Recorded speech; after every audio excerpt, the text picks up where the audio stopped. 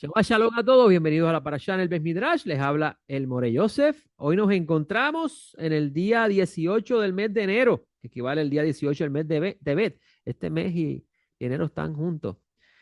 La sección de las Doradas que estudiamos esta semana es el segundo libro de los 5 libros de Moisés, que es el libro de Shemot. El libro de Éxodo se llama así mismo en hebreo, Shemot. ¿Ok? Éxodo viene de la traducción de la Septuaginta. Se traduce y se llama Éxodo, porque el tema principal es el Éxodo. Como el libro de Números, que el tema principal los títulos o las ideas principales que ves son muchos censos, mucha gente contándolo. ¿Ok? Y eh, en la porción Shemot vamos a comentar hoy un poco de ciertas ideas. Recuerden que yo estoy en una serie que se llama la Torá que aprendí. ¿Se acuerdan de eso? Y esta es la sección número 6 de la Torá que aprendí. ¿Qué busco lograr con esta serie? Que usted pueda conocer un poco más de las cosas que yo he aprendido a lo largo del tiempo que llevo estudiando. Y una de las cosas que el libro de la Torá que recibí, exactamente. Una de las cosas que el libro de Éxodo, una de las ideas primordiales que el libro de Éxodo nos enseña es el concepto de la redención. La redención. Eh, y la porción de esta semana comienza hablando o repite la historia del descenso de Jacob y sus hijos a la tierra de Egipto. Ya lo sabíamos. Eso estaba escrito allí. En el libro de Génesis dice que Jacob descendió y que Dios le dijo, vete, que tú vas a estar tranquilo. ¿Por qué repite de nuevo? Porque hay una repetición de ese evento. Las cosas no están escritas en la Biblia por casualidad. Todas tienen una razón de ser y todas buscan llevar al estudioso de esta a poder aprender de los secretos o los tesoros del rey. Yo tengo aquí una nota de Moshe Lusato que escribí, que compartí en ese estudio del 2018, que dice la siguiente forma. Al estudiar algo, el hombre debe primero prestar atención general al lugar verdadero en que eso se encuentra. ¿Ok? ¿Dónde se encuentra por primera vez el relato que Jacob desciende con sus hijos a Egipto? En el libro de Génesis. ¿Ok? Entonces quiere decir que en Shemot esta repetición tiene una intención. Ok, muy bien. Esto es lo que debemos analizar primero al estudiar algo. Si es un todo o una parte. Si es un concepto general o un detalle. Si es una causa o un efecto. Y si la cosa misma es la cosa misma o la característica de ella. Eso lo saqué del libro de Hashem, en la introducción de este libro, página 3 y la página 5. Con respecto al concepto general, dice Moshe Lusato, si es un detalle particular, se investigará su concepto general. Entonces, si es un concepto general, debemos investigar el detalle particular. ¿Y cuál entonces es el detalle particular de repetir nuevamente de que descendieron estas personas a Egipto? Te voy a decir más. Eh, ¿Por qué en esta parashá Jacob es llamado el varón? Si lo tienes en tu Biblia en español y no dice en español el varón.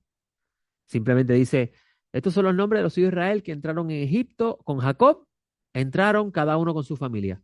Pero en hebreo dice Jacob Ish, que sería Jacob el varón. Sin embargo, escuche bien, sin embargo, los jabinos no están satisfechos con que la traducción sea Jacob el hombre. ¿Acaso no sabemos que Jacob ya es un hombre? Entonces, ¿por qué repetir eso? Ish varón, Ish Jacob. Algunos comentan que la razón de esto es porque Jacob descendió acompañado de su ángel. Y esto es interesante, me parece que tiene sentido. ¿Por qué? Porque vas a ver que Jacob, cuando está en su lecho y le llevan a sus 2 nietos, él le dice a ellos, el Dios que me acompañó por todo este camino. El ángel que estuvo conmigo bendiga a estos niños. Si vas al texto hebreo, no dice estuvo, dice está conmigo. Quiere decir que podemos decir que cuando el texto está diciendo que Jacob descendió a Egipto, Jacob descendió con el ángel que le acompañó. Por eso los jabinos dicen que la presencia de Dios acompañó a Jacob. ¿Y por qué dicen que la presencia de Dios acompaña a Jacob? ¿Por qué? Porque dentro de la tradición de Israel, y eso era parte del mundo del segundo templo, la presencia de Dios se manifiesta a través de un ángel. Se llaman los ángeles de la presencia. No se llama el ángel, no era uno. Se llaman los ángeles de la presencia. Imagínese usted que, que si solamente hay un solo ángel de la presencia y se manifiesta aquí, ¿quién es el que se está manifestando en el otro lugar? Qué problema, ¿verdad? Entonces hay 1 millón de personas orando a Dios para que envíe sanidad. Y Rafael lo mira y le dice, ¿a cuál vamos primero? ¿Al más malo o al menos malo? Pues hay uno solo, hay uno solo. Y dice, al menos grave, búscame el récord médico y yo te digo cuál es el que va. De ahí se enseñan que los ángeles no tienen nombre, que simplemente los nombres del ángel que se manifiesta está relacionado al poder de Dios que él va a manifestar.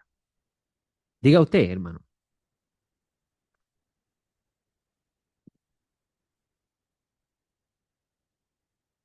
Eh, sí, había multitud de ángeles allí. Sí, pero en ese sentido, estos ángeles tenían el deber de convertirse en ministros. La palabra ministro significa servidores. Ellos estaban sirviendo en ese momento allí el propósito por el cual ellos fueron manifestados. ¿Ok? Como hay unos ángeles también que se enseñan, que cogen a las almas de las personas y se las llevan. Hay un ángel de la muerte.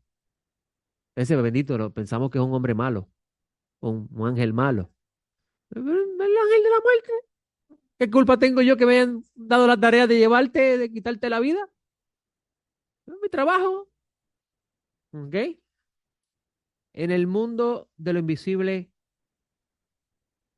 hay muchos, y miren cómo lo voy a decir para que usted pueda corregir la concepción que usted tiene con respecto a un ángel. Hay muchos mensajeros. Y cuando decimos mensajero no es que te vaya a dar un mensaje, es que son instrumentos para manifestar aquello que el creador quiere dar a manifestar. ¿Ok? Eso tenemos que corregirlo. Ok, muy bien.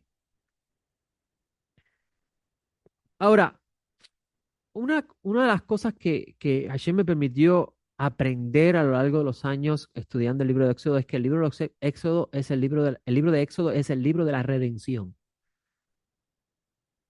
Y cuando usted estudia ese libro con ese tema en mente, usted va a descubrir muchos, muchos tesoros en ese libro. Miren, por ejemplo, el libro, el libro comienza hablando del descenso.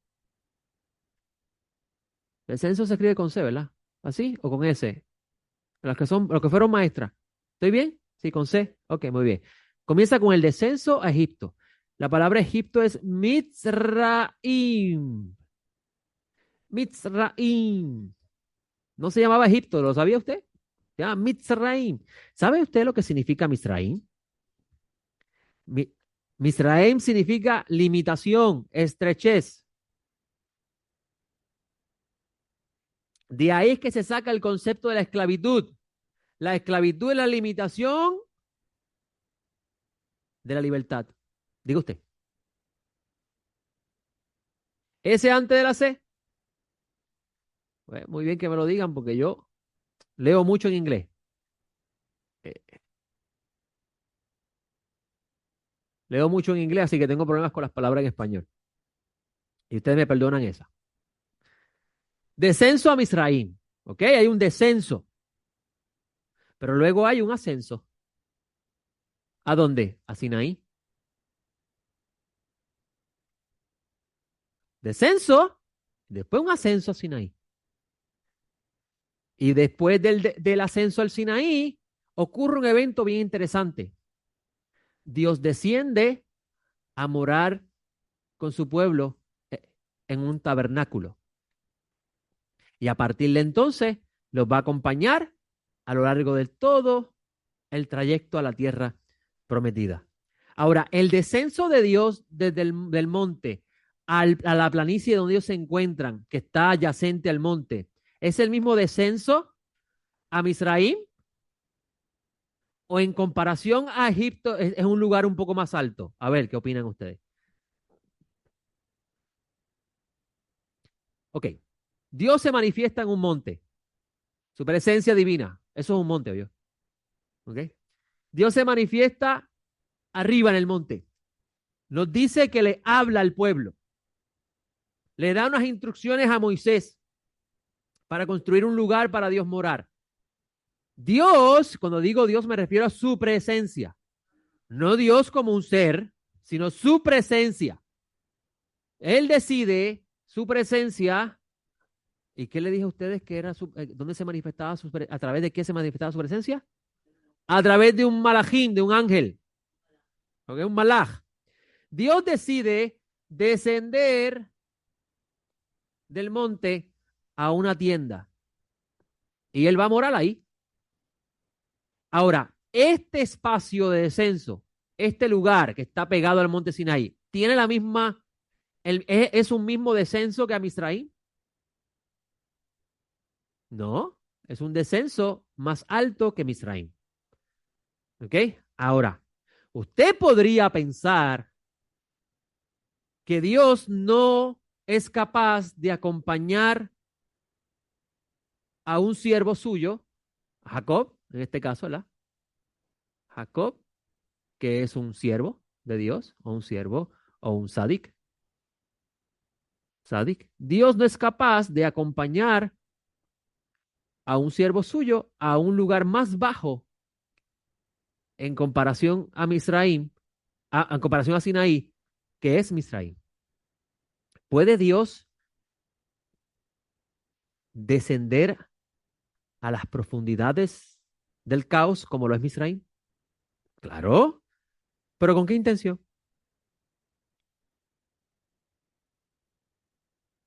¿Para quedarse allí? Recuerda que le dijo a Jacob, yo descenderé contigo y también subiré contigo. Muy bien, muy bien. Ahora sabemos que esto Hashem lo logra a través de un malaj, que Jacob lo entendía, el ángel que me acompañaba. ¿Ok? Está muy bien. Ahora, otra cosa interesante que encontré en el libro de Jacob, del libro de Shemot, es por qué Dios utiliza a Misraim para enseñar el misterio de la redención. Porque si el libro, el tema central es la redención, ¿por qué Dios utiliza a Misraim? ¿Por qué no usó a Babilonia? ¿Por qué no usó a Siria? ¿Por qué usó a Misraim? ¿Por qué en la Torá de Moisés quien está perdóneme, eh, el descenso de Israel a Egipto no es un accidente de la historia, ¿vio? Si usted piensa eso, usted va a tener problemas serios a estudiar la Biblia. No es un accidente. Hashem se lo dice a Abraham. Tus hijos, tu descendencia va a descender a Egipto y van a ser esclavizados allí. Y tú te preguntas, ¿por qué Dios hace eso? ¿Cómo puedo yo enseñarte algo si no hay un precedente que me sirva de fundamento? Eso es como las leyes. Cuando vamos a tratar un asunto legal, buscamos si hay un precedente. Y si no existe ese precedente, con ese caso en particular, establecemos el precedente para luego legislar para futuras generaciones. Así mismo sucede con la escritura. Las cosas del pasado ocurrieron para que las futuras generaciones aprendieran de ella. Usted lo lee en 1 Corintios 10. Estas cosas sucedieron, ¿verdad? Para ustedes que van, pero Pablo está hablando a su generación que pensaba que estaban viviendo el fin. Además, déjeme buscarlo. 1 Corintios 10. Pablo de Tarso dice, y estas cosas acontecían, versículo 11, como ejemplo, y fueron escritas para amonestarnos a nosotros, a quienes hemos alcanzado los fines de los siglos. Sí, Pablo pensaba que estaba viviendo el fin.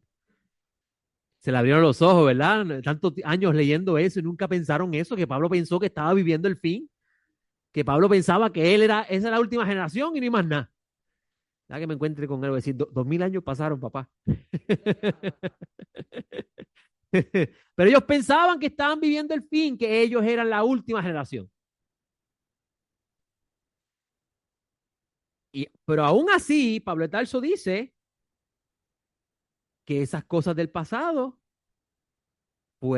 sucedieron para enseñar.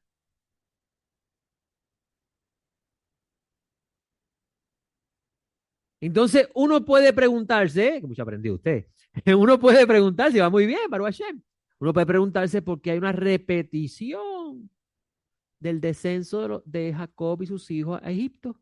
Si ya lo sabemos, lo leímos en Génesis. Algunos académicos, historiadores, agnósticos, sí, porque en el mundo hay muchos agnósticos estudiando teología para probar que Dios no existe. Algunos teólogos agnósticos dicen que esto claramente demuestra que el libro de Éxodo se escribió mucho tiempo después y que el autor de ese libro de Éxodo nada sabe de lo que pasó en Génesis. ¿Por qué? Porque está repitiendo algo. Y muchos caemos como lechuga. Y pensamos, eso es cierto. No, todo fue escrito con una intención de parte de Dios. Y eso es lo que estamos tratando de descubrir. Cuando Hashem inspiró a estos hombres a escribir, comenzando con Moshe, Hashem lo hace con una intención. Entonces, vamos otra vez. Ya don José lo dijo, pero no todo el mundo le prestó atención. Baruch Hashem por eso, don José. Vamos a empezar de nuevo, porque la Torá en esta porción, si es el libro de la redención, es el libro que contiene los misterios de la redención, que usted los va a ver incluso en el libro de Revelaciones. ¿Cómo termina el libro de Revelaciones? Es aquí el tabernáculo de Dios con los hombres. Ellos serán pueblo suyo. ¿Verdad que sí dice el libro de Revelaciones? Cuando tú vas al libro de Éxodo, ¿cómo termina el libro de Éxodo? Y Moisés inaugura el tabernáculo y Dios mora en la presencia de él y está con el pueblo. Así que el libro contiene el misterio de la redención. Y entonces viene la pregunta, ¿por qué el libro comienza hablando con una repetición de los que descendieron a Egipto? Don José lo dijo y lo voy a decir yo ahora. Porque lo que Hashem quiere que tú sepas no es que en la historia del pasado descendió Jacob con sus hijos a Egipto, sino que lo que Hashem quiere que tú sepas es que toda la vida comienza con el descenso de un alma a este mundo. Y este mundo es conocido como el mundo de la limitación y la estrechez. ¿Verdad que sí? ¿Es este mundo limitado y estrechos? Sí, estamos limitados. ¿Nos podemos mover como queremos? No, estamos limitados. ¿Hay autoridades en este mundo? Sí. ¿Hay leyes en este mundo? Sí. ¿Hay circunstancias en este mundo que nos imposibilitan ser lo que pudiéramos ser? Sí. Y la pregunta que usted debe hacerse es, ¿y por qué Hashem deseó que fuera así? ¿Por qué? Esto me obliga a llevarlo a más atrás. La Torá comienza hablando de Adán, donde la mayoría de las personas piensan que lo que Dios quiere que tú sepas es que hubo un hombre que tuvo una esposa, que pecaron, Dios los botó del huerto y ahora estamos esperando ser salvos. Ese es el concepto general. Pero entonces, para poder extraer lo particular de ese concepto general, tienen que haber preguntas. Óigame, ¿por qué tú quisiste que fuera así? ¿No era más fácil que no hubiera un ángel malo que apareciera allí? Que es donde entra el problema del mal. ¿Por qué existe el mal? ¿Para qué Dios creó el mal? Sí, Isaías 45, 10, 17 dice, Dios creó el mal. Entonces, si ese ángel es parte del mal que Dios creó, ¿para qué lo creó? Pero tenemos que descubrir cuál es ese propósito porque llevamos 2000 años leyendo el propósito y nadie lo encuentra.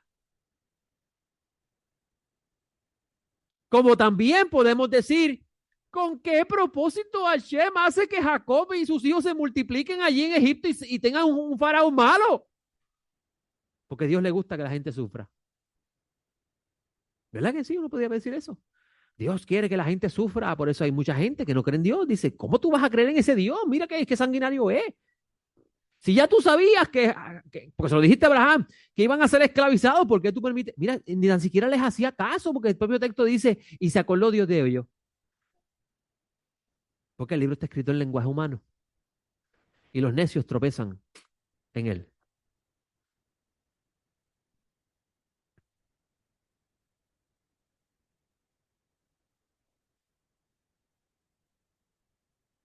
Exactamente, exactamente. Y le voy a decir más. Este es el libro de las preguntas, el libro de Éxodo. Moshe se encuentra con Dios y Moshe le dice Dios le dice a Moshe, Ma, ¿qué? Ma, ¿qué? Pero le voy a decir Ma. Le dice, ¿qué tú tienes en la mano, Moshe? Como si Dios no supiera que tiene una vara. Es weird. Entonces vienen los agnósticos indoctos inconstantes, dicen, el Dios de los israelitas no sabía nada. Porque llega a donde está Adán y le dice a Adán, ¿dónde tú estás? No, Dios no es omnisciente ni omnipresente, porque le pregunta a Adán, ¿dónde estás? Y ahora en esta porción leemos que Dios le pregunta a Moshe, ¿qué tienes en la mano? En el hebreo es que es hermoso. ¡Ma! Y Moshe le dice, mate. ¿Qué tienes? Ma, ¿qué tienes? En hebreo, ma, ¿qué tienes? Y Moshe le dice, mate, una vara. Cómico, cuando lo lees en hebreo te ríes. Parece una conversación cómica de parte de Dios. Dios tiene buen sentido del humor. Una vara. Y tú vas a encontrar que es la porción de las preguntas, porque Moshe le va a preguntar entonces a Dios, ¿cómo te llamas? Ta- e- Es, y tú se pregunta, ¿por qué esto está así? Y el secreto está en entender qué es usted. Usted es un ser humano. Y para poder descubrir a Dios, tienes que preguntar. Si no hay pregunta, no hay respuesta. ¿Cómo yo sé qué hay en tu mente si tú no hablas? Pero ¿cómo yo puedo saber si aún tú hablando lo que me estás diciendo, pues yo como humano, lo que me estás diciendo es, desde mi punto de vista, hace sentido? La única forma es hacerte la pregunta. Tú me dices algo y yo te digo, ¿y por qué tú piensas eso? Viste que te respondí con una pregunta. ¿O por qué tú dices eso? Pero si tú quieres inmediatamente que alguien te dice algo, intentar corregirlo con tu punto de vista, ya no estamos descubriendo la verdad, estamos imponiendo lo que pensamos. Hashem no es así, Dios no es así. Dios desea que el ser humano pregunte. Sin embargo, venimos de lugares donde preguntar es malo. Si preguntas, ¿qué pasó? ¿Eres un cabrito con pulgas y gajapatas? Es muy cierto. ¿Por qué?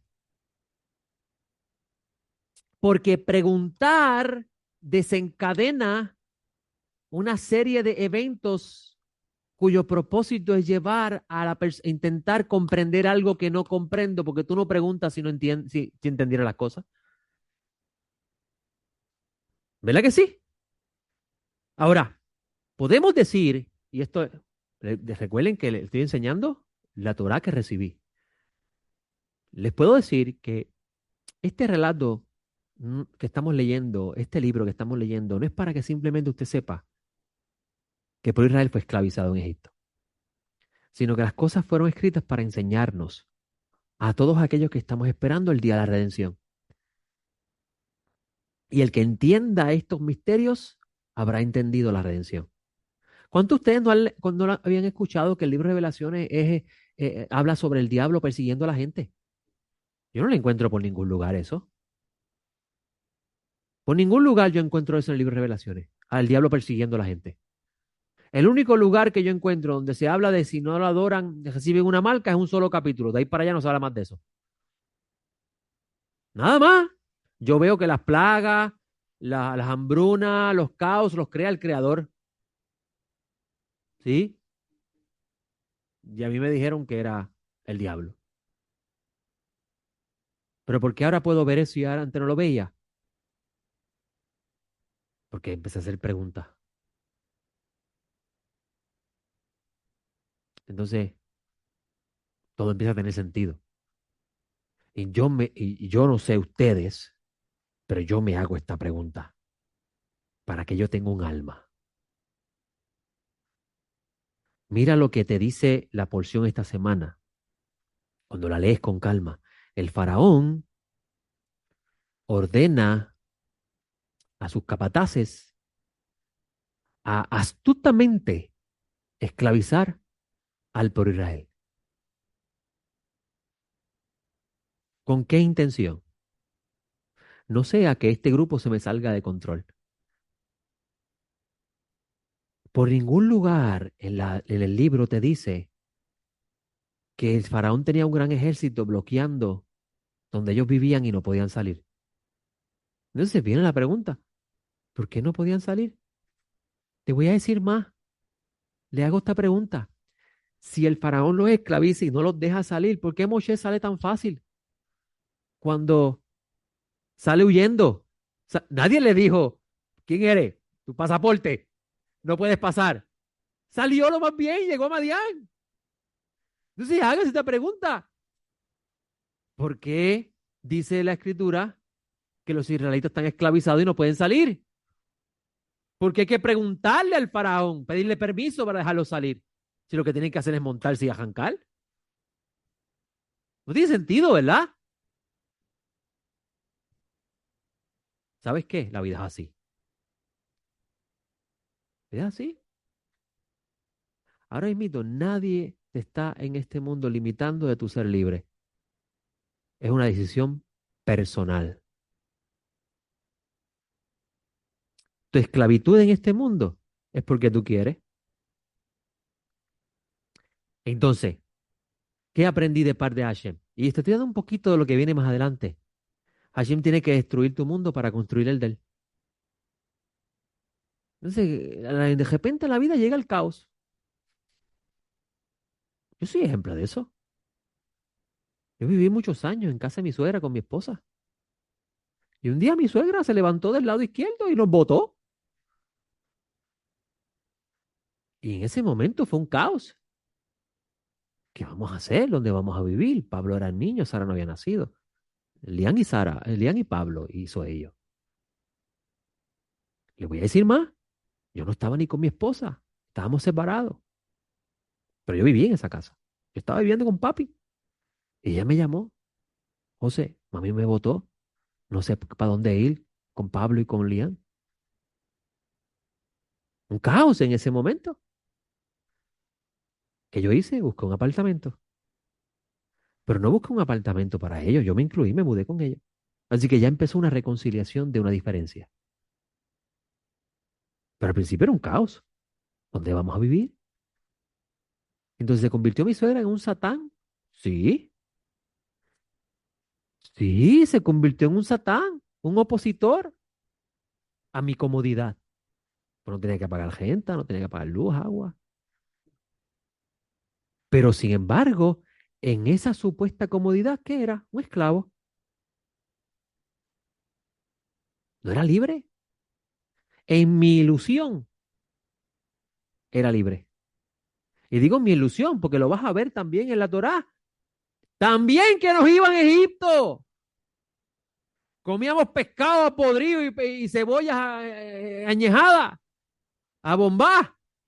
Y tú nos traes este desierto a morir. ¿Tú crees que eso está escrito ahí por casualidad?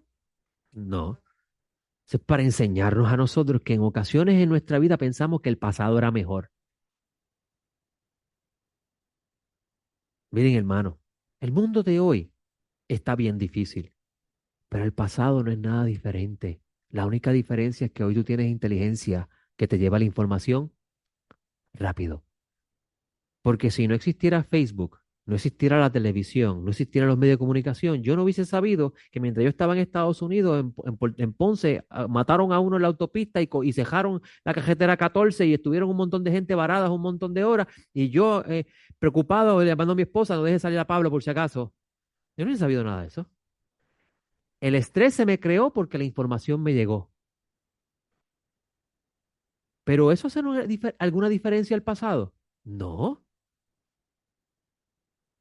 Por eso que dice la escritura, no es de sabio decir que el pasado era mejor.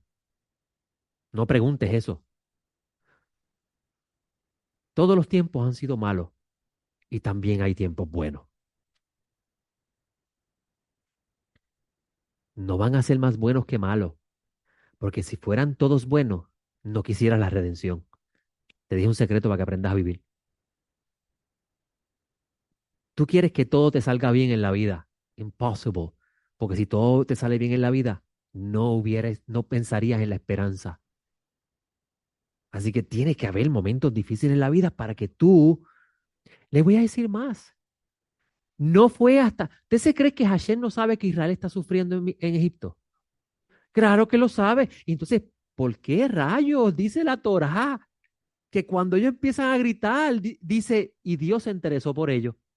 ¿Qué es eso?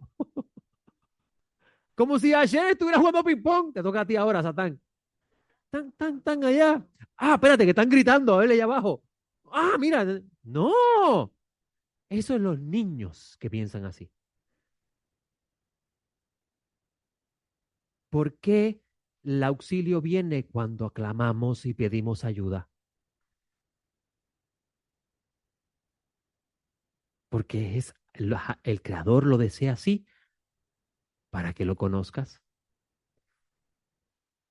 Porque Hashem sabe a quién hizo. El único que sabe cómo estamos nosotros realmente alambrados es el que nos creó. Imagínate que hasta el día de hoy todavía el ser humano no se entiende. Estamos grandes libros hablando de la psicología humana, los problemas del humano, los comportamientos, las conductas, los demonios y los ángeles y todo ese jebulú. Estamos todo el tiempo preguntando, buscando descubrir la razón. El único que sabe realmente quiénes somos el creador.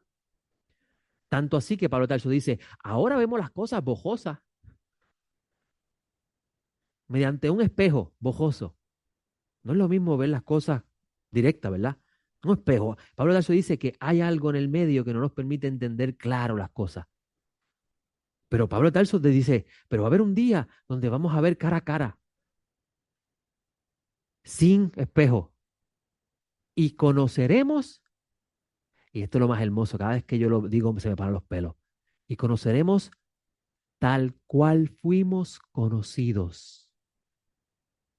O sea, el único que sabe quién realmente eres tú es el que te hizo. Y Pablo Tarso dice, y algún día conoceremos como Él nos conoce a nosotros.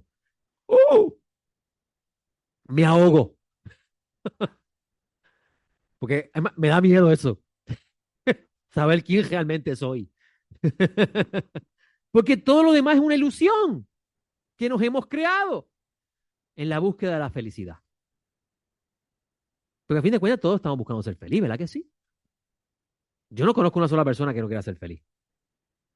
A una persona que te diga a ti, no, yo quiero vivir comiendo pan y agua y durmiendo en el piso, en su interior eso no es lo que él quiere. No es lo que él quiere, porque no fue alambrado así.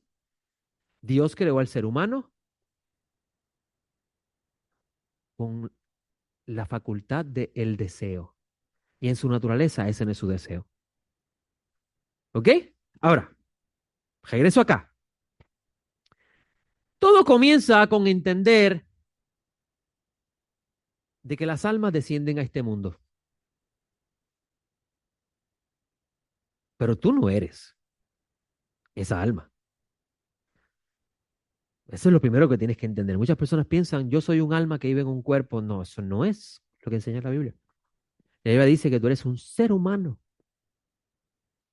Ser humano que tiene un alma y un cuerpo. Y la unión de esos dos hace que exista el espíritu del humano, el espíritu del hombre, el espíritu del ser humano. Y con el espíritu del ser humano se comienza a construir la conciencia, o sea, la facultad de entender tu existencia. I'm here. Ahora te digo una cosa, hay personas que no tienen conciencia. Yo me asusto cada vez que alguien me dice, lo hice sin darme cuenta. ¡Ah! Se me asusta, esa persona no está consciente de quién es, de qué está haciendo. Ahora, es importante que sepa que en la medida que el ser humano se va degradando, olvida quién es y se crea una falsa ilusión. Y eso lo aprendemos en esta porción de la Torá. Ahora, me llama la atención el hecho, y vuelvo y lo repito, primero que uno debe hacerse una pregunta, ¿para qué yo estoy aquí? Uno puede responder sencillamente, para ser feliz, pero ¿cuál es la felicidad? Porque yo conozco personas que piensan que tener el carro de su sueño es ser feliz, y después que lo tienen no lo son. También conozco personas que después que sueñan con la casa de su sueño y dicen que el día que la tengan van a ser feliz y no lo son después que lo tienen. O cuando tenga la esposa que yo quiero o el esposo que yo quiero, o cuando tenga el trabajo que quiera y nunca son felices porque están buscando la felicidad en lo que la Torah llama vanidad. Y mire cómo lo dice, porque la palabra hebrea que llama vanidad en hebreo es Hebel. Y Hebel es una palabra que significa así mismito, como ese viento que salió de mi boca que fue bien cortito. Así es el mundo material y sus deseos.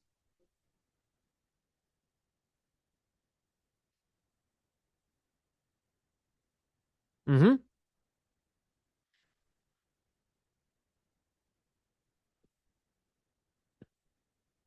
ujú,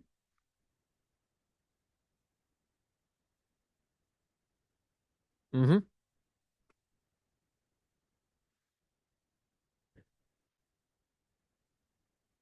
Y así mismo sucedió en Puerto Rico cuando vino María. Perdimos lo que teníamos. Todo lo que construimos en una vida completa se nos fue en un ratito. Ahí es donde se construye, ahí es donde aprendemos la arrogancia de Dom, que Dom dice, Dios destruye y nosotros reconstruimos. ¿Me pone una persona en retiro? Sí. ¿Cuál es una de las cosas que más el americano se enfoca? El retiro. Tanto así que están y esto es como contradictorio de mi profesión, porque ese es mi trabajo, pero están tan enfocados en yo tengo que acumular lo más que pueda para mis retiros, a tal grado que cuando llega a su retiro se enferman y no lo pueden disfrutar. Así que también eso es vanidad y correr tras el viento. Esto no significa que usted no se prepare, porque usted no sabe si va a llegar a viejo. I don't know. Esto lo que significa es que eso no debe ser tu enfoque. El enfoque. Entonces viene la pregunta, porque si estamos hablando del enfoque, el focus, hacia dónde, cuál es el blanco, se me zafó, de la soberana vocación. ¿Cuál es el blanco, el enfoque de nuestra existencia? Si nosotros entendemos que poseemos un alma que viene de Dios y que nosotros nacimos en este mundo, un mundo de limitación y estrechez, ¿cuál es la razón de nuestra existencia? El maestro Nazaret lo dijo. Y esta es la vida eterna, que te conozcan a ti. ¿No es interesante? El Mesías dice, esta es la vida eterna, que te conozcan a ti, el único Dios verdadero. Interesante, ¿no?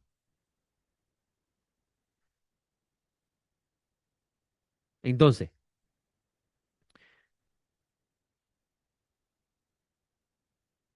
aquí hay cosas de nivel sub que no voy a hablar hoy.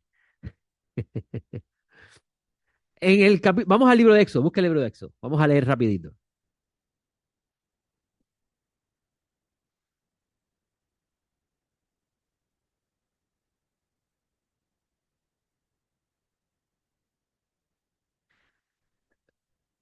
Versículo 6 del capítulo 1 de Éxodo.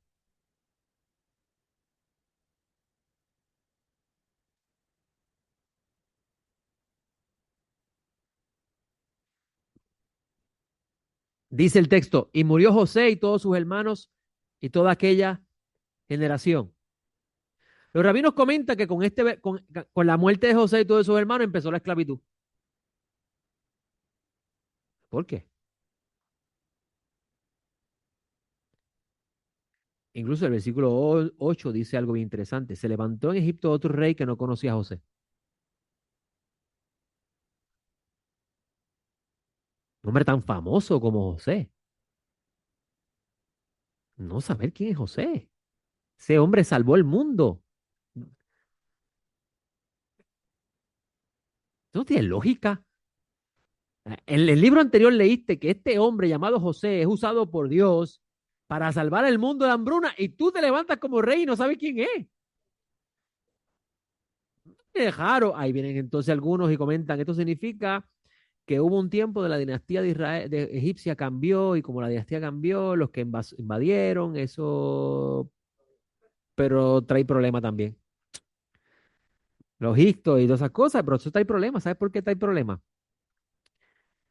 Porque si esto fuera así, entonces no son los egipcios los que están esclavizando, no son los nativos los que están esclavizando al extranjero, son unos extranjeros esclavizando a otros extranjeros. Y la Biblia no está hablando de eso. Entonces uno se pregunta, ¿y por qué esto fue escrito así? Uno podría preguntar eso, pero le voy a decir un texto de Eclesiastés, porque había un hombre antes de nosotros que leyó estos libros y meditó en ellos. Mira lo que él dice. Asimismo he visto a los inicuos sepultados con honra más que los que frecuentaban el lugar santo, fueron puestos en el olvido en la ciudad donde habían actuado con rectitud. Esto también es vanidad.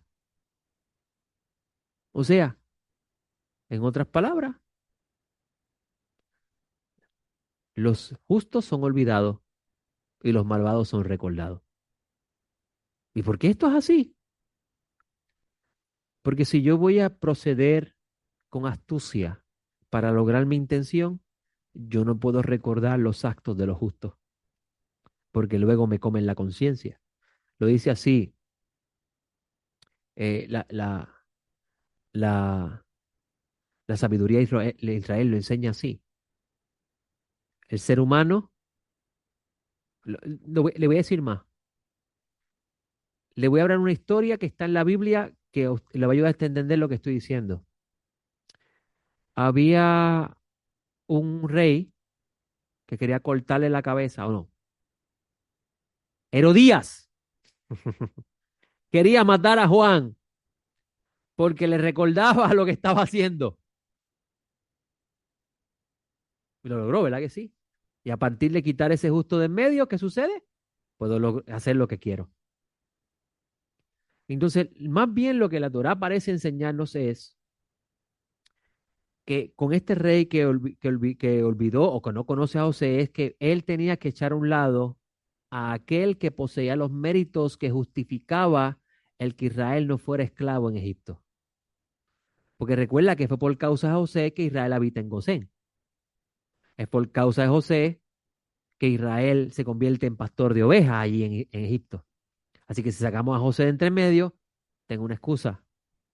Y esto no es nada ajeno al presente, ¿yo? Adolf Hitler olvidó todas las cosas buenas que hicieron los judíos por Alemania para justificar la matanza de los judíos. Por eso es que, ¿qué? ¿Tú quieres entender el presente? Estudia la Biblia.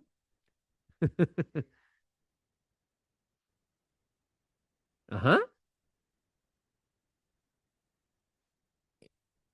Y Adolf Hitler decía que por culpa de ellos es que estamos así en Alemania, pero si ustedes están bien económicamente, lo mismo sucede en Israel, pero miren, ahora yo quiero que ustedes vean lo que yo, miren, vamos al versículo 10. Procedamos con astucia. Mm.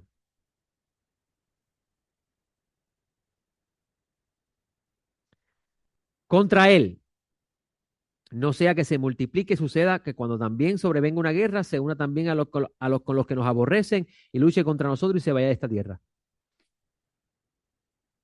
O sea, que se alíe contra los que nos pueden invadir.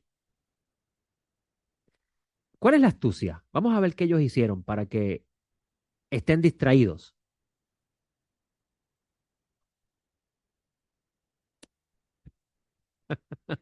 Vamos a distraer. Esto te enseña a ti que una de las formas que tú puedes olvidar la razón de tu existencia aquí es más trabajo.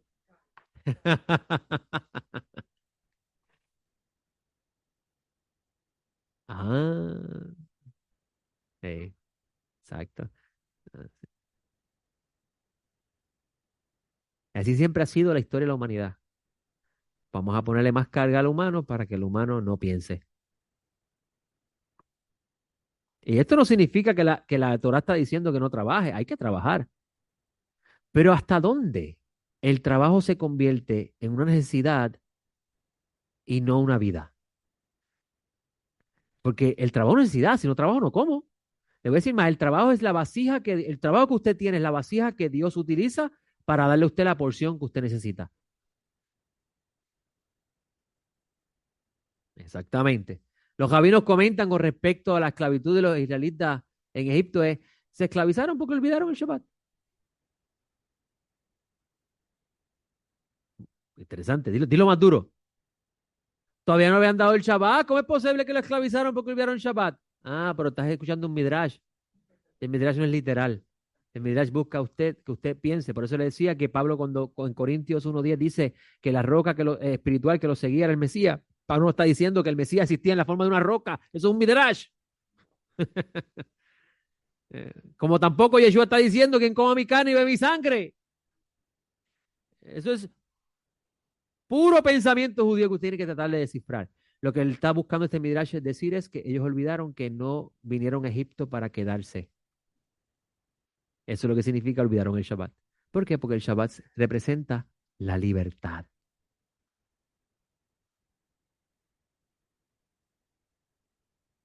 Mira qué interesante. El día que representa la libertad, el cristianismo enseña que es una carga. ¡Wow!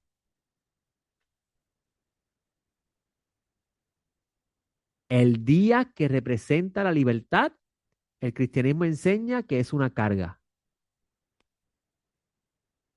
Y no se dan cuenta que ellos mismos están esclavizados. Yo conversaba con un amigo que me decía, pero ¿por qué yo tengo que observar el Shabbat? Y si yo quiero llevar a mi hijo a, a sus clases de pintura, si yo quiero ir a trabajar, ahí yo soy realmente libre. Y yo siento, mira, eres un esclavo. ¿Por qué? Porque no le puedes decir a tu ego, basta. Por eso es que ese texto del profeta es interesante cuando él dice, si detienes tus pies de hacer lo que te place en mi día sagrado y te deleitas en el Shabbat y lo llamas delicia, entonces yo te voy a hacer caminar por lugares altos, porque mía es toda la tierra. Por eso es que uno de los salmos que leemos en el Shabbat es, el Eterno mi pastor, nada me ha de faltar. Porque uno podría pensar, ay, si no trabajo el sábado, entonces llegan menos chavos a casa. No, si el Eterno es tu pastor, nada te va a faltar. Significa que si Él quiere que descanse, descansa.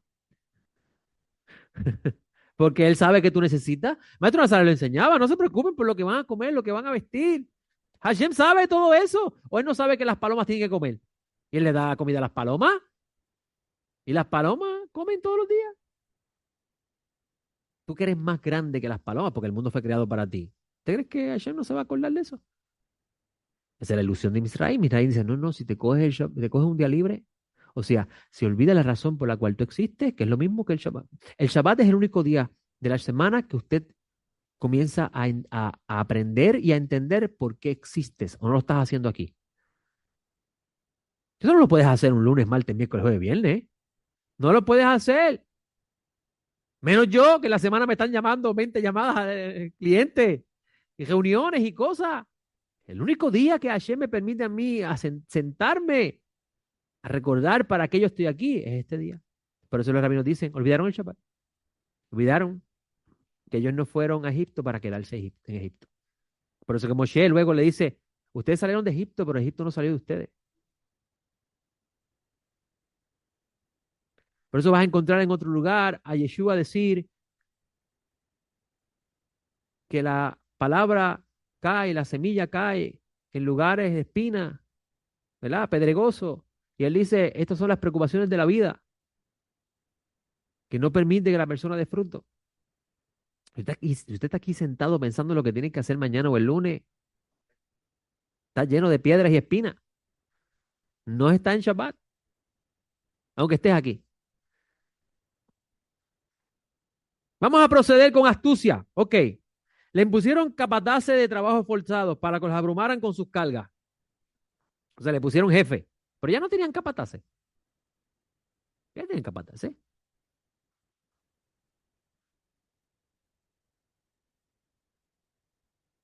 Ajá. Ajá. Ujú.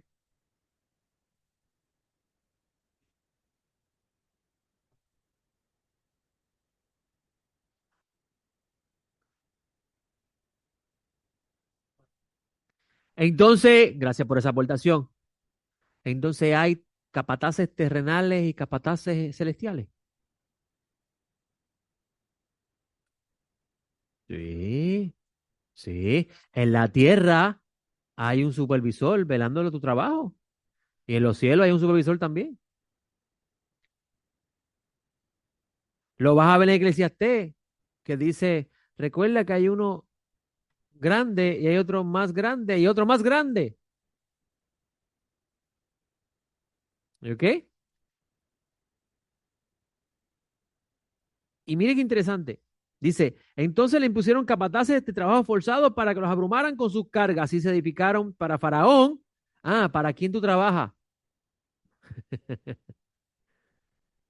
¿Para Faraón o para Hashem? Y mire, aquí es donde va la cosa. Vamos, tengo espacio. Ok, aquí. Tengo que bajar aquí porque necesito espacio. ¿Dónde se menciona por primera vez a un tirano que astutamente le habla a todo el mundo y le dice, hey, vamos a construir una ciudad y una torre, la torre de Babel, que se le adjudica a Nimrod? ¿Qué dice? ¿Qué dice la Torah sobre él? Era un experto cazador. Y usted pensaría que era que salía al campo y cazador de almas.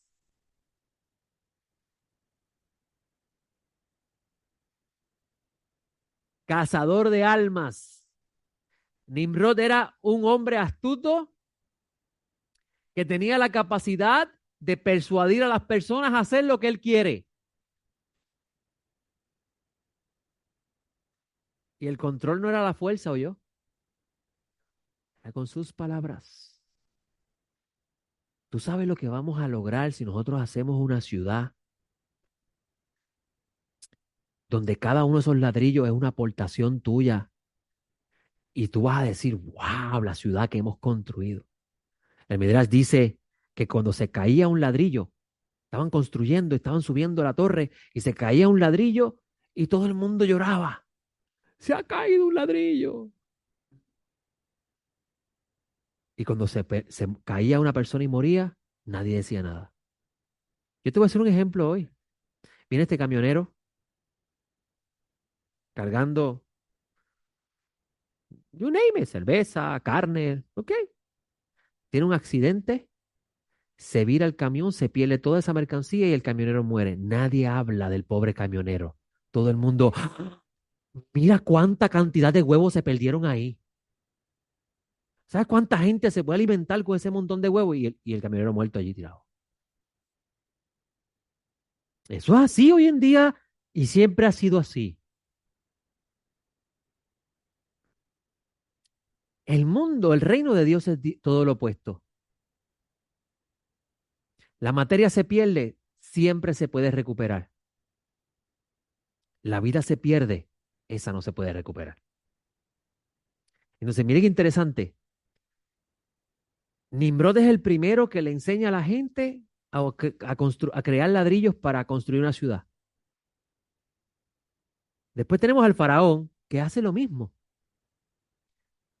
pero ya ahora a la fuerza.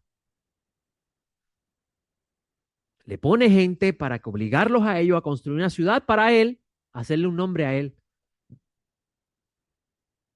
Y les hace primero la vida fácil. Le da arcilla. Arcilla es que se llama, ¿no? La paja, la paja, la paja. para hacer pero después le quita la paja. Cuando protestan, estás protestando, te cancelo el plan médico ahora. Para que tú veas lo que es eso. Mire, tú quieres ver eso en la vida real, vaya a las fábricas. Has hecho un gran trabajo, Jerry. Me doy cuenta que además de 40 horas le metes 10 horas más diarias, semanales. Eres un hombre que estás enfocado todo el tiempo. Estás haciendo una gran producción. Tú te has ganado 10 chavitos más de aumento. 10 chavitos más. Yo he perdido mi vida aquí y tú me das 10 chavitos más de aumento. Y estoy siendo exagerado. Yo he escuchado un chavito, dos chavitos. Y yo estoy perdiendo mi vida allí, porque cada vez que tú estás trabajando es una hora de vida que estás perdiendo. Porque si no lo sabía, mientras el tiempo avanza es menos vida que tenemos. Menos vida. Cumpleaños, no, te restaron años.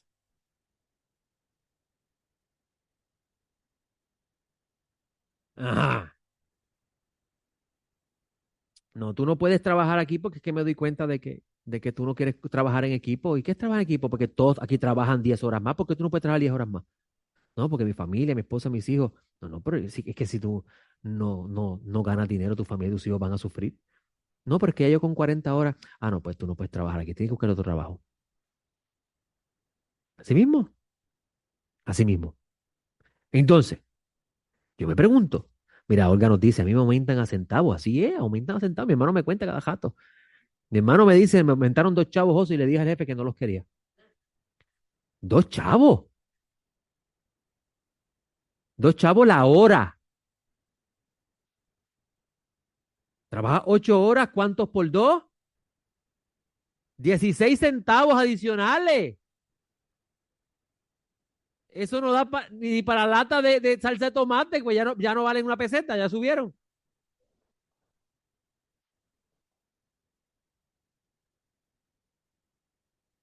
Se va.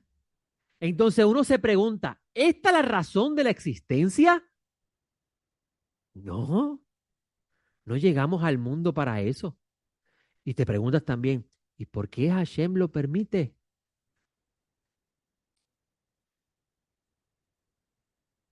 Liber, libertad de elección. La decisión es tuya. Por eso es que le decía, es que no entiendo, están esclavizados si no había nadie allí prohibiendo que salieran. ¿Cuándo salieron? Cuando vino el caos. Y así mismo nos sucede a nosotros. Por eso es que le dije que este libro es el misterio de la redención. Es más, te enseña mucho con respecto al mensaje del Evangelio. ¿Cuándo realmente salimos? Cuando Hashem nos vira el mundo patas arriba.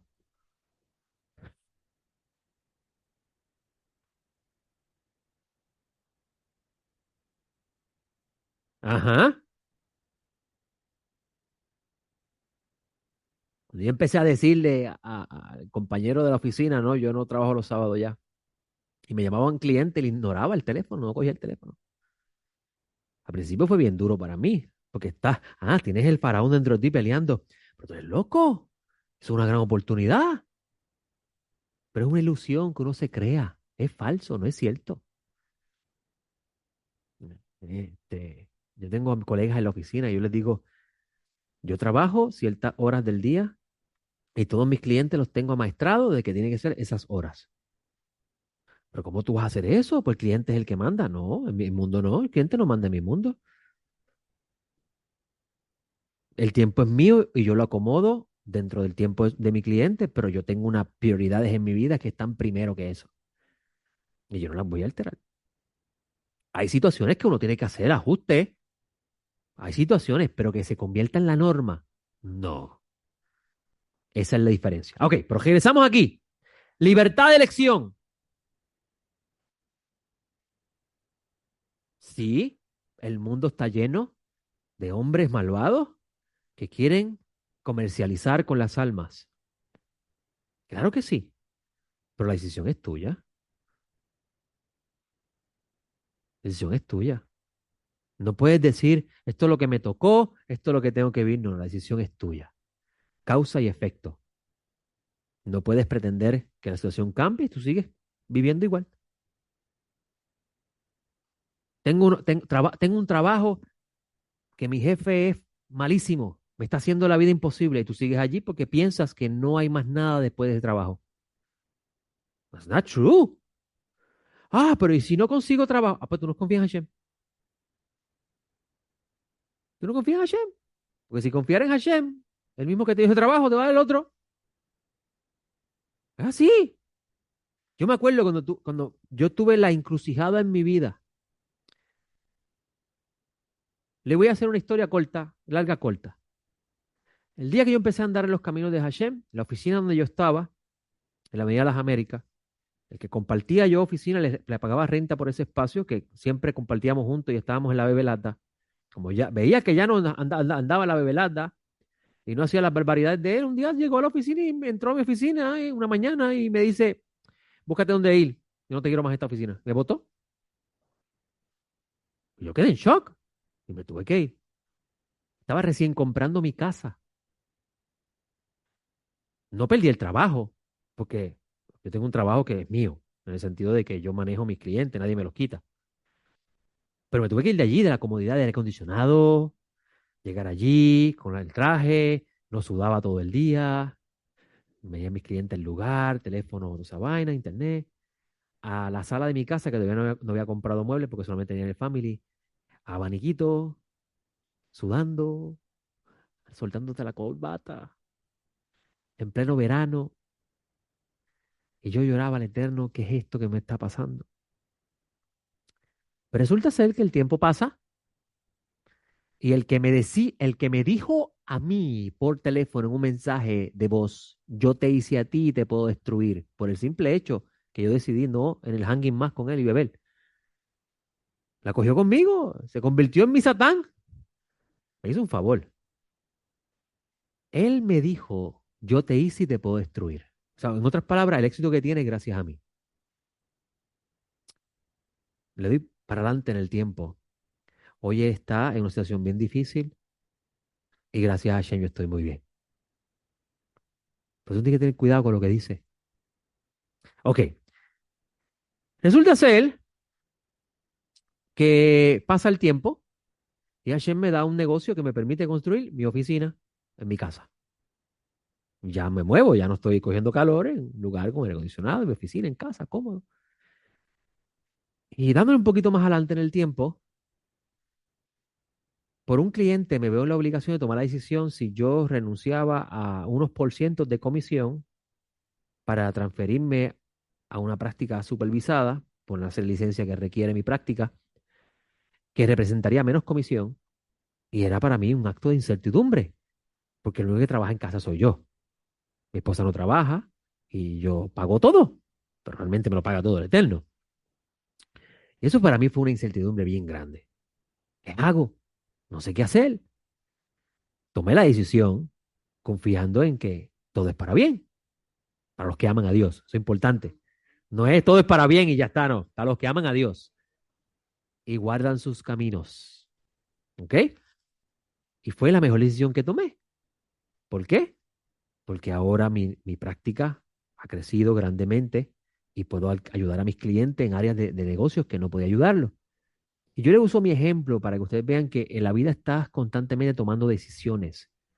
Y a veces hay decisiones que no van a salir como tú pensabas, pero eso no significa que no puedas aprender de ellas.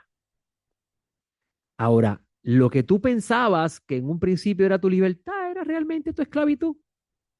Porque cuando tú empiezas a luchar con él y tienes temor al cambio,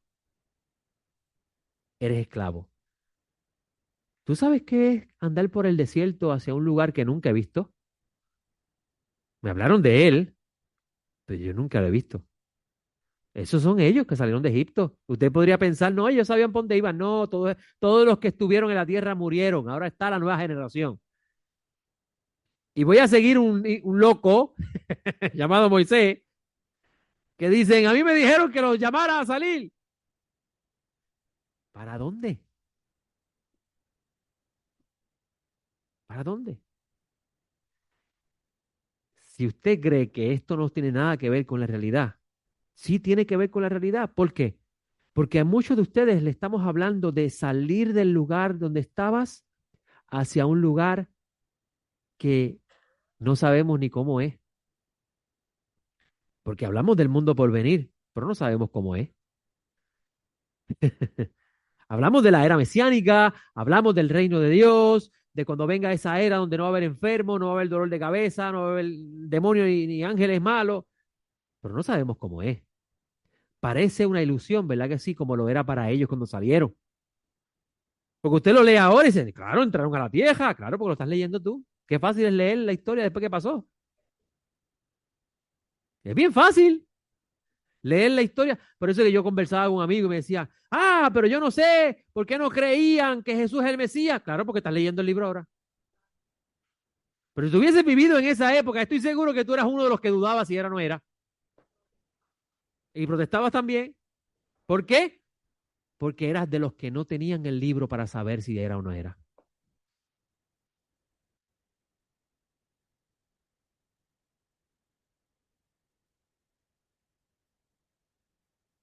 Ajá. Claro, porque no estuviste allí. Como en este caso que Moisés dice, y ahí voy a llegar ahora, en la última media hora que me queda. Moisés dice, ¿y cómo yo voy a saber? ¿Cómo le voy a decir a ellos que tú me enviaste? Dice, mira, Moisés, no confía en Dios. Claro, porque estás leyendo la hora.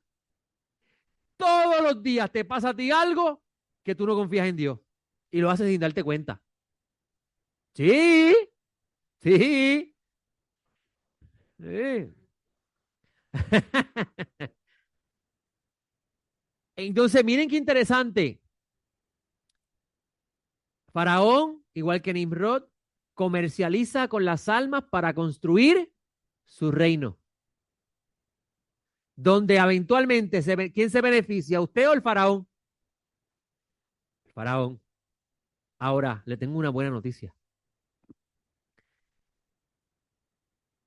Si usted se convierte en obrero del reino de Dios, usted participa del fruto de la labor. Por eso es que Pablo de Tarso decía que somos piedras vivas. Los ladrillos para construir la ciudad de los reyes son ladrillos muertos. Pero nosotros, aguardando, esperando la ciudad de Hashem, nos convertimos en piedras vivas que construyen el mundo por venir. Diga usted, don José. Ajá.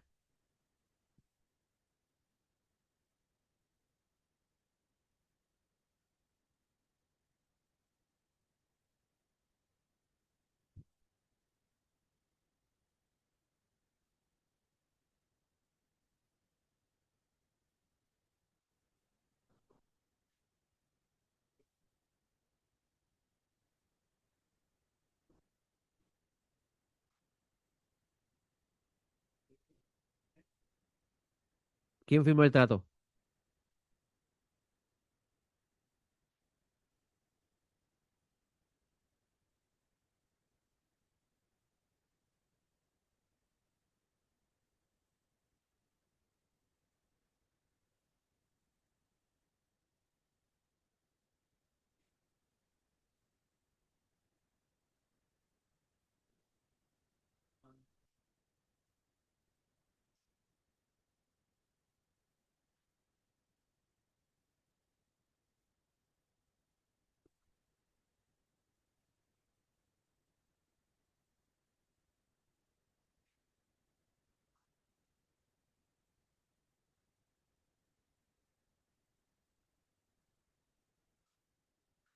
Yo me atrevería a decir que Israel no tiene, Israel decidió,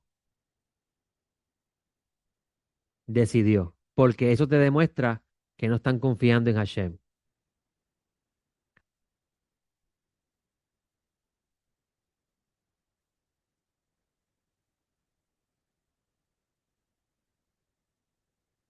Ajá.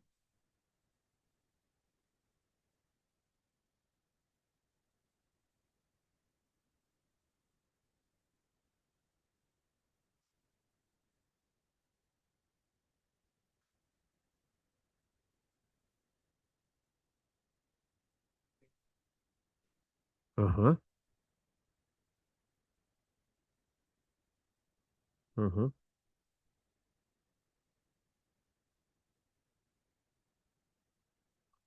Lo que yo me pregunto es,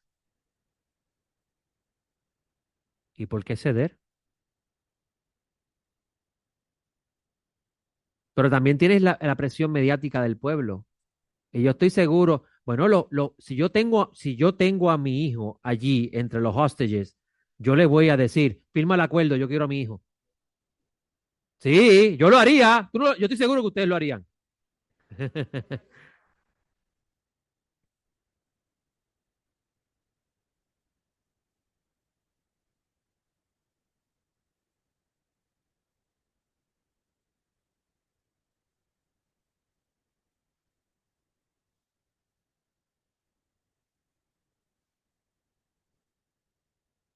Pero no es la primera vez que Israel no hace eso. Pero entonces la pregunta es por qué están cediendo.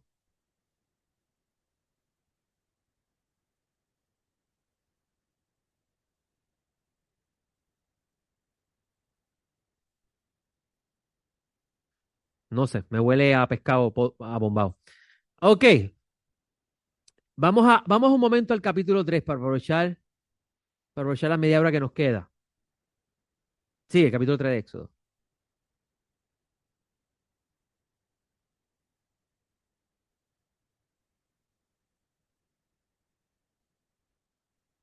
Moshe sale de la tierra de Egipto porque tenía temor de que el faraón lo matara por lo que pasó.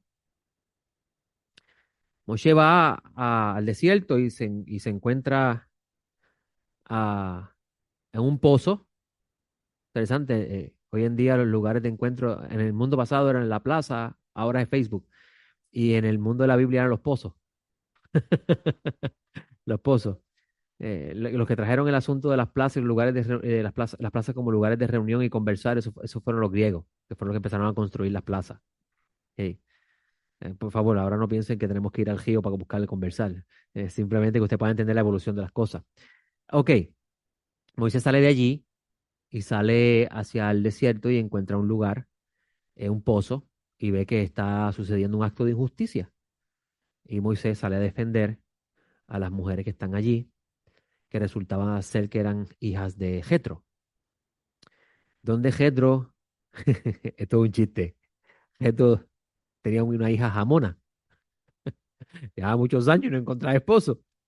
Y le dicen, esto es un chiste, le dicen, hemos visto un varón egipcio nos libró de los pastores. Y dice, un hombre, y muchacha, llámalo para acá, para que venga a comer pan. Te acabo de conseguir el marido. Miren qué interesante, el versículo 19 del capítulo 2, tiene que buscarlo, dice, y ellas dijeron, un varón egipcio nos libró de la mano de los pastores. Algunos dicen, esto significa que Moisés era egipcio. No, Moisés está vestido de egipcio. Lo que pasa es que usted está viendo la película Los 10 Mandamientos que Moisés salió vestido de hebreo y no era así. No era así. La película Los 10 Mandamientos no está mostrando lo que realmente exacto, porque está vestido como egipcio. Incluso el nombre Moshe viene de Moses, que viene de las aguas. Es un nombre egipcio y se hebraizó a Moshe. ¿Ok? Muy importante que usted sepa eso. Y dice, y también diligentemente nos sacó el agua y abrevó el rebaño y dijo a sus hijas, ¿y dónde está? Porque habéis abandonado ese varón. Llamadlo para que coma de nuestro pan. Muy interesante, ¿dónde ocurre la primera mención de comer pan? Potifar, que le dice a Joseph, de todo lo que está en esta casa tú puedes tener acceso, pero del pan que yo como no. Y se refería a su esposa. Así que de aquí se deduce que cuando Jetro está diciendo, para que coma nuestro pan es para conseguirle esposo a una de ustedes. Y pues siempre la mayor es la primera. Ahí es donde Séfora consiguió marido. ¿Ok? Interesante, ¿no? Eso. Ok. Entonces, capítulo 3. Moshe fue educado a los pies de Jetro. Jetro fue el maestro de Moshe. ¿Ok? Pero Jetro, y aquí esto es una idea bien importante que ustedes conocer. El nivel de conocimiento de Jetro era muy limitado en comparación a lo que Moshe, Dios podría lograr con él. ¿Ok? Moshe, más que tú eres un sacerdote. ¿Sí? Y con respecto al conocimiento de Dios, Jetro sabe. Jetro fue maestro de Moshe. ¿Ok? Pero Jetro era un maestro muy limitado. Madián es el territorio de los madianitas, son descendientes de Abraham. No, no se puede interpretar así. Me dicen, también se puede interpretar como el pan que descendió del cielo, como el marido que viene del cielo. No, los maridos no vienen del cielo. Los maridos los busca aquí en la tierra. Y las esposas tampoco. No, no. No lleguemos a eso. Ok. Por eso es que le mencioné lo que dice Moshe Hai Luzzatto. Es decir, cuando tú encuentras el concepto en la Biblia y lo comprendes, lo puedes encontrar en lugar particular.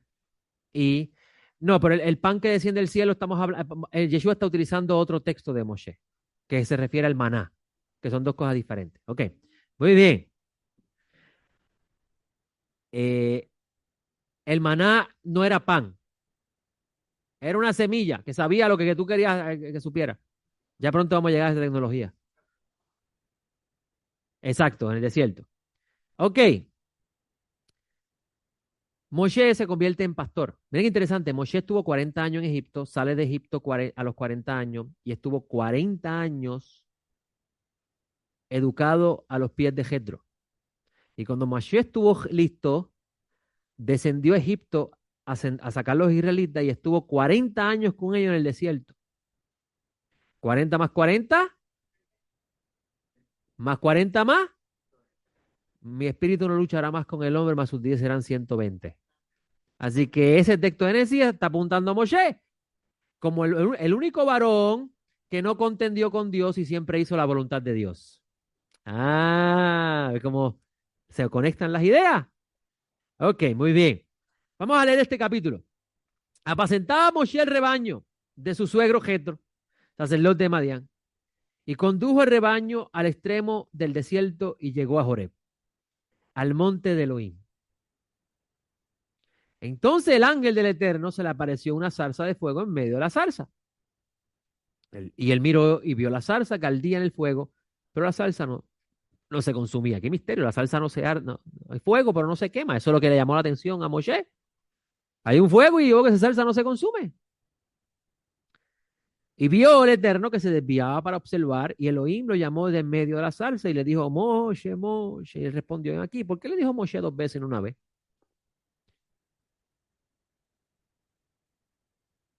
¿Qué usted cree? Te lo voy a imitar. Te lo voy a explicar más sencillo. Yeri, Yeri, despiertas. Ah, por eso que se dice que le habló al alma. Porque la primera vez escuchó, pero no prestó atención. La segunda vez prestó atención. Lo mismo, exactamente. Ok, muy bien. Y, y él le dijo, Hineni, dime aquí. Entonces le dijo, no te acerques aquí, quita la sandalia de tus pies porque el lugar donde estás es suelo santo. ¿Por qué es lugar santo? ¿Por qué es suelo santo? Porque donde está la presencia de Hashem se considera un lugar santo. Eso significa un lugar diferente a los demás. ¿Ok? Lugar diferente a los demás. Eso significa que allí no se puede hacer lo que tú puedes hacer en otro lugar. ¿Ok? Ok. Y añadió, yo soy el Dios de tu padre, Dios de Abraham, Dios de Isaac y el Dios de Jacob. Entonces Moshe ocultó su rostro porque tuvo temor de contemplar a Elohim. Esto significa que Moshe había acordado la enseñanza de su pueblo que decía que a Dios no se le podía ver. Interesante eso, ¿no? ¿Por qué? Porque ¿cuál es el linaje de Moshe? Moshe es levita. ¿Ok? Ok. Dijo luego, ciertamente he visto la aflicción de mi pueblo que está en Egipto y he escuchado su clamor por causa de sus opresores porque conozco sus padecimientos. Descenderé pues a librarlo de mano de los egipcios. Mira qué interesante. Dios va a descender. Adiós. Pero no había descendido con Jacob. No le dijo a Jacob, vea, desciende a Egipto que yo voy contigo. Solo leímos en el libro de Génesis. Adiós, ya no está allí. Eso nos trae un problema. Pero entonces no estaba la presencia con Jacob, estaba la presencia con Jacob. Eso trae un problema. ¿Qué significa eso? Eso no está escrito así por casualidad, para que usted ponga a pensar. Ahora viene una idea bien importante que usted debe conocer. Los rabinos dicen que Abraham, Isaac, Jacob eran la Merkabá de Dios. Merkabá significa carroza. Ese texto se encuentra en el libro de Segunda de Reyes o Segunda de Samuel, donde se habla de el arca de la alianza. Y el arca de la alianza se llamaba la carroza de Dios porque se transportaba la presencia divina. ¿Ok? Pero en esos en Crónicas en Crónicas, si no me equivoco, o en Segunda de Reyes, no con Samuel, es que Salomón lo llama la Merkabá. ¿Ok? Porque eso, el nombre original es Aarón. Entonces, vamos a...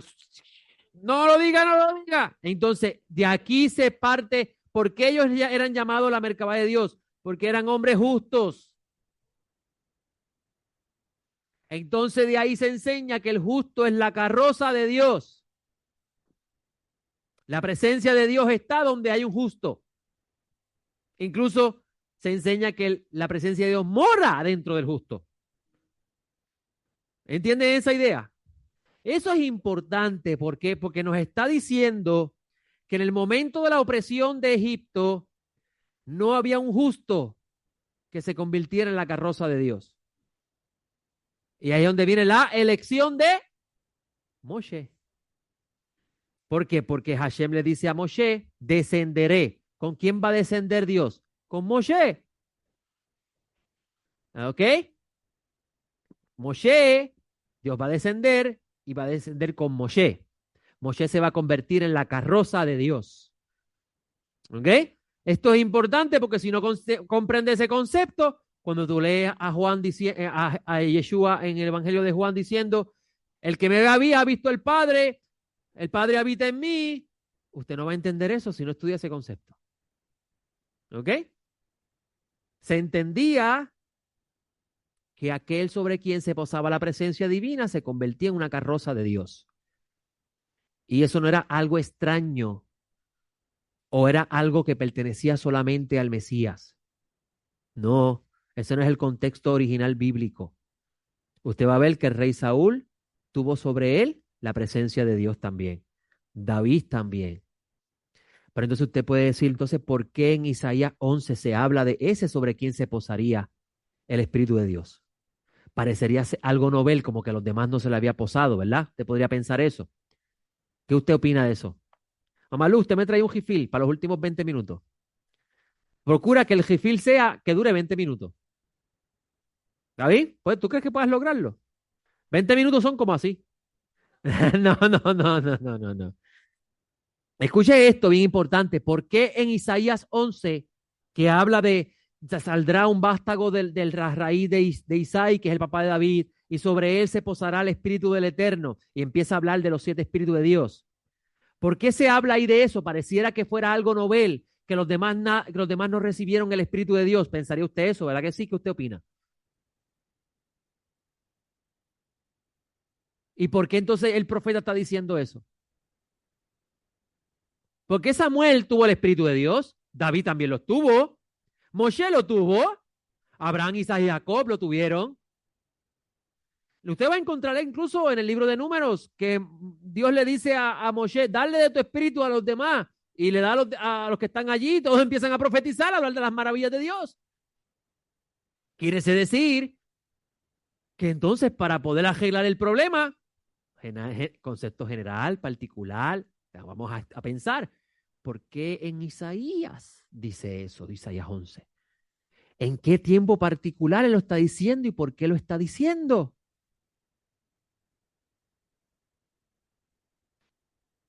Muy bien. Porque en el tiempo que Isaías lo está diciendo, no hay un hombre justo que haga el bien. Entonces Dios promete del linaje de David un hombre justo sobre quien se posaría el Espíritu del Eterno. No habían carroza, muy bien. Te dije que vas a salir de aquí con un doctorado. Tenlo por seguro. Además, usted va a decir, usted va a hablar y le van a decir que a usted le falta un tornillo, se lo garantizo, porque a mí me lo dicen a cada jato. ¿Por qué? Porque usted va a hablar de lo que no están acostumbrados a escuchar. Eso le va a pasar, a mí me pasa a cada jato. Y cuando le digan hereje, le voy a decir bienvenido al club, porque eso va a pasar. Ok. Hashem dice, descenderé pues a librarlo de la mano de los egipcios y para hacerlo subir de ese país a una tierra buena y ancha, una tierra que fluye leche y miel, al lugar del cananeo, del geteo, del gamoreo, del fereceo, del jebuseo, del jebeo y del jebuseo. Ahí faltan tres, ¿verdad? Menciona siete nada más. Todo lo feo, dice Gladys López. No voy a explicar las razones por qué se mencionan siete. Lo enseñé hace mucho tiempo.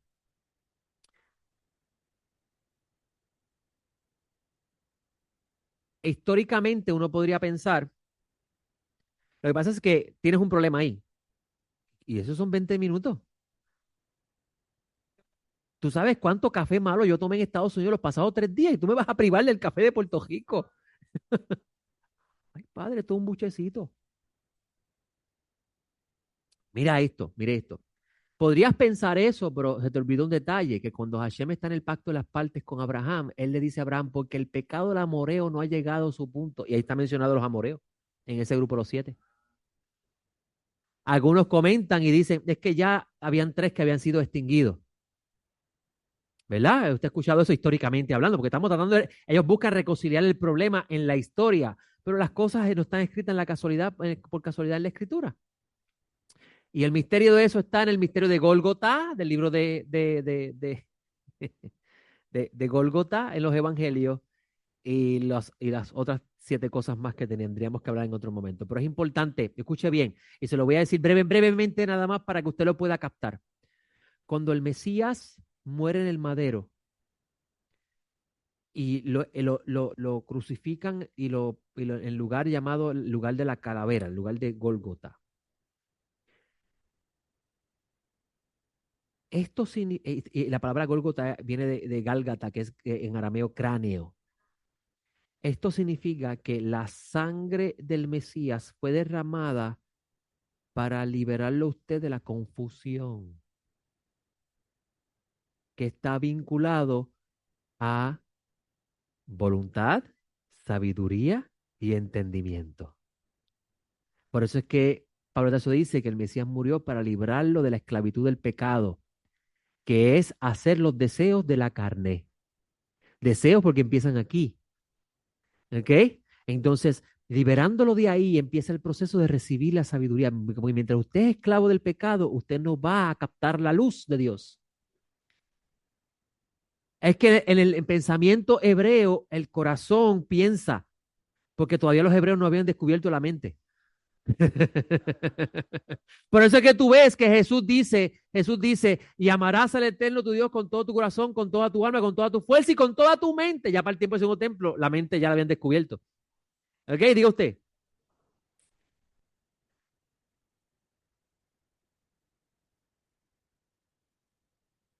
Muy bien, exactamente. ¿Por qué? Porque si recibiste la sangre del Mesías, ya moriste a los deseos de la carne y sus pecados y concupiscencia.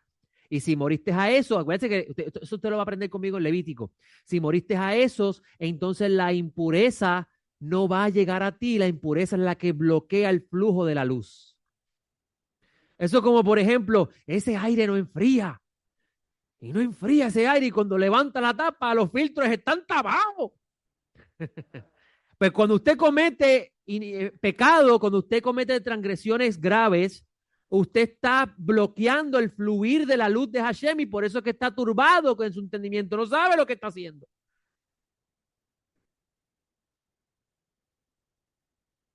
Desinfectarlo, muy bien, y eso es lo que busca, muy bien, porque entonces si el Mesías murió para limpiarte de tus pecados, entonces hay que desinfectarte. Y el proceso de desinfectarte es recibir la luz de Hashem, entenderla y empezar a practicarla. Practicarla. Por eso es que el Mesías dice, los que dan frutos al 30, 60, 60 son los que, o a 60 y 100 son los que oyen y practican. Exacto. Y no todo el mundo va a ser al 100 ahora, pero lo serán eventualmente. Lo importante es que usted sepa quién soy. Yo soy de los del 30, pero voy a hacer mi máximo esfuerzo para que ese 30 sea un 100 ante los Hashem. ¿Entendido hasta mí? ¿Hasta aquí? ¿Por qué? Porque yo he tenido la experiencia personal de conocer personas que dicen, yo soy del 30 y yo quisiera ser del 100 y se apartan y se alejan del camino de Hashem porque no logran ser lo que ellos quieren ser y no entienden que ellos si son del 30, trata de hacer el máximo al 30. ¿Por qué? Porque la parábola lo dice. En los pocos fuiste fiel, en los muchos te pondré. ¿Ok? ¿Le parece interesante lo que están aprendiendo hoy? Pues nos quedan 14 minutos. Ok. Eso fue un sufrimiento. Pero escuchó el programa, ¿verdad? Escuchó el programa. Sí, lo escucharon. Muy bien, muy bien. Ajá, ajá. El conflicto de las tribus. ¿Seguro? No, si usted llega a estar, si usted llega a estar el Shabbat pasado, que estábamos hablando del mes, que fueron 2 horas, del Mesías, porque Hashem escogió a Judá para que fuera el que trajera al Mesías y no escogió a José y todo eso, eso es bello, bello.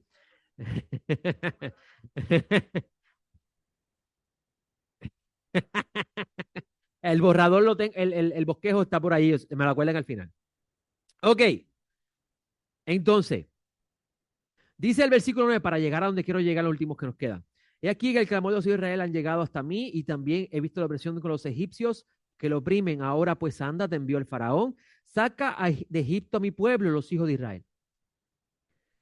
Respondió Moisés Elohim, dijo, ¿quién soy yo para que vaya el faraón y saque de Egipto a los hijos de Israel? El mundo las pregunta, ¿verdad? Y dijo, porque yo estaré contigo y este será la señal que te he enviado.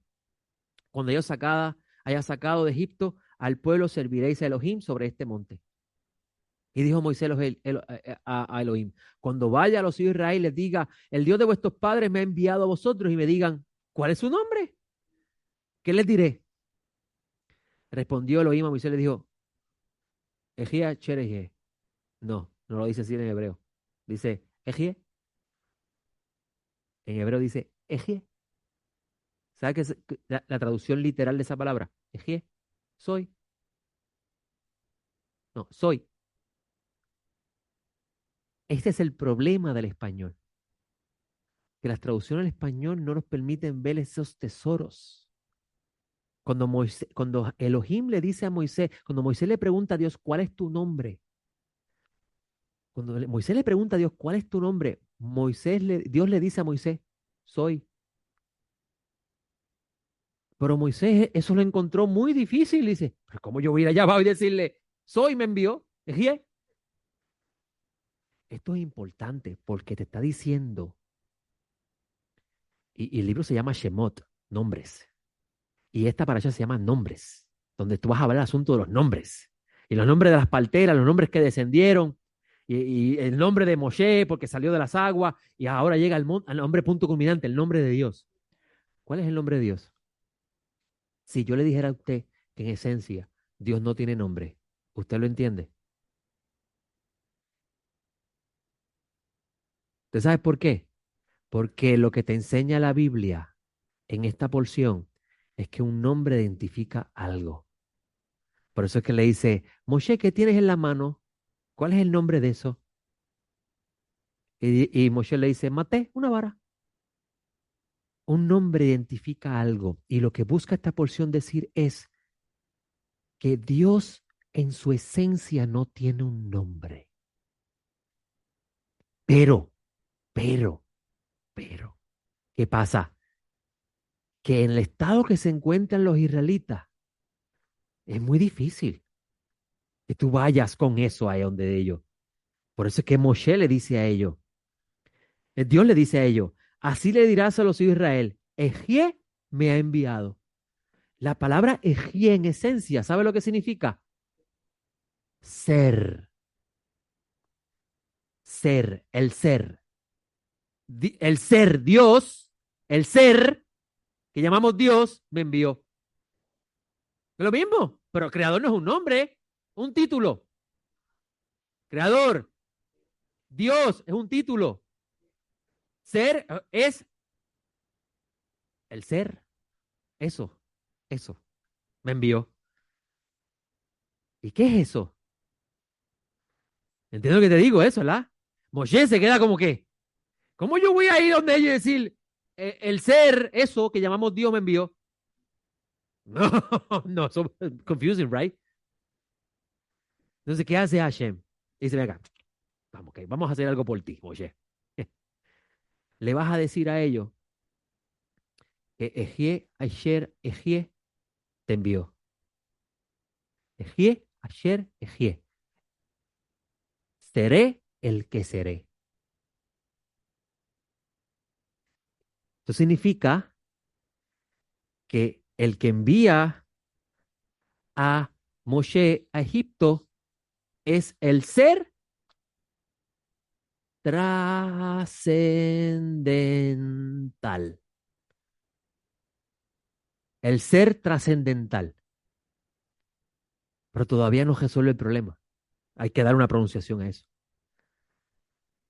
Ejie, Esher, Ejie, en español es era, es y será. Eso significa que está fuera del tiempo. Por eso que decimos el ser trascendental.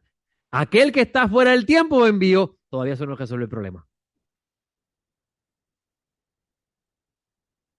¿Dónde lo resuelve? Pues ¿qué hace Moshe? ¿Qué hace Hashem? Escucha ahora. Dice, dijo además Elohim a Moisés, así dirás a los hijos de Israel, Yud, He, Vav, Hei, un nombre que te identifica al ser trascendental, que es el ser que en sí no tiene nombre.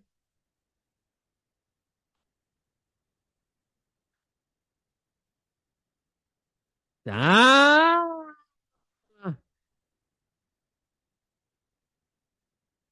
pero mire qué cosa más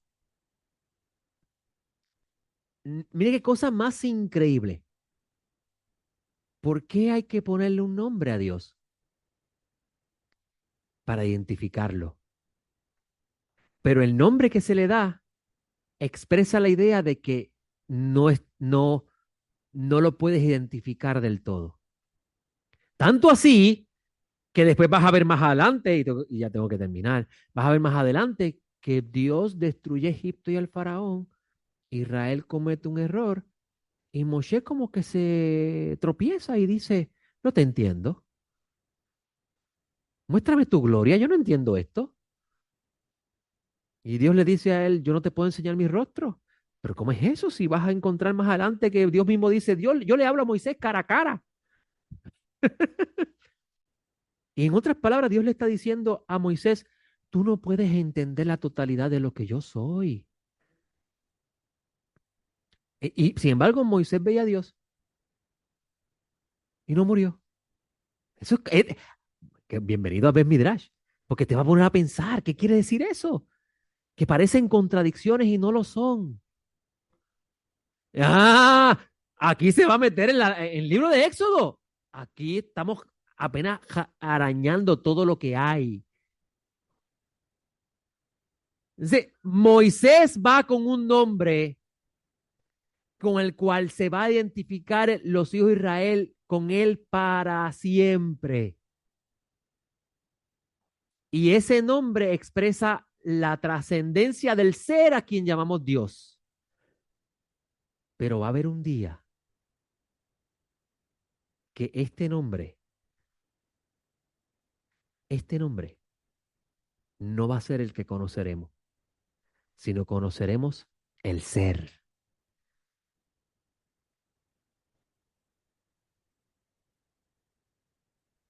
Que Pablo de Tarso dice que conoceremos a Dios como Él nos conoce a nosotros. Ese es el mundo por venir, esa es la esperanza del mundo por venir. Ahora mismo, en este espacio, recuerda que estamos en Misraim, el mundo de la limitación.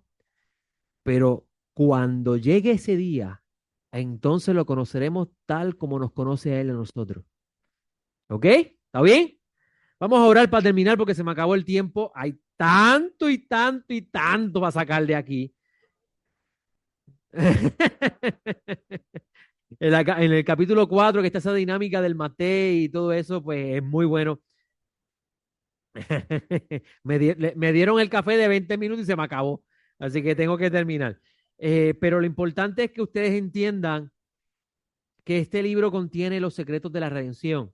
Y si lo estudiamos, vamos a entender por qué el libro de Revelaciones dice que Dios va a intervenir sobre el mundo y cuál es el propósito de eso. ¿Okay? El propósito de la redención. Uno pensaría que la razón de la redención es para ir al cielo. No, la redención, la razón de la redención es para Dios descender y morar con nosotros. Un padre con sus hijos. ¿Está bien? Vamos a orar. Gracias, Padre Eterno, te doy por lo que hemos estudiado en la mañana de hoy, por todo lo que nos has permitido entender. Sabemos, Rey del Universo, que apenas estamos arañando todos los tesoros de la sabiduría y el conocimiento que tú nos has permitido estudiar y ver. Te pido, Adonai, que en este nuevo libro que vamos a estar estudiando en las próximas semanas, tú nos des, como dice el maestro Nazaret, la oportunidad de extraer cosas viejas y cosas nuevas.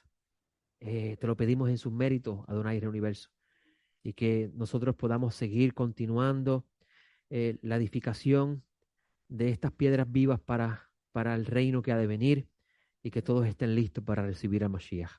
En su nombre te lo pedimos. Amén y amén. Bueno, vamos a entonces al Kiddush. Gracias por acompañarme en este estudio de hoy. No olviden que mañana hay café con More Joseph y que también tenemos el programa de radio. Con el favor de Hashem estaremos entonces hablando del próximo Shabbat. De mi parte, para efecto de la transmisión me despido. No olvides de orar por este ministerio. Y si decimos cosas que en el momento usted no las entiende, si se siente ofendido por lo que decimos, primero le pedimos disculpas, ¿verdad? Porque usted se puede ofender tal vez por cosas que no entiende. Y le pido que por favor haga como los animales que rumian. Si usted se siente que es un cordero manso, coma, mastique, y lo que no entiende, almacénelo. Y siga rumiando hasta que llegue el momento que Hashem le dé entendimiento. De mi parte, es mi mejor deseo. Excelente resto del Shabbat. Shalom.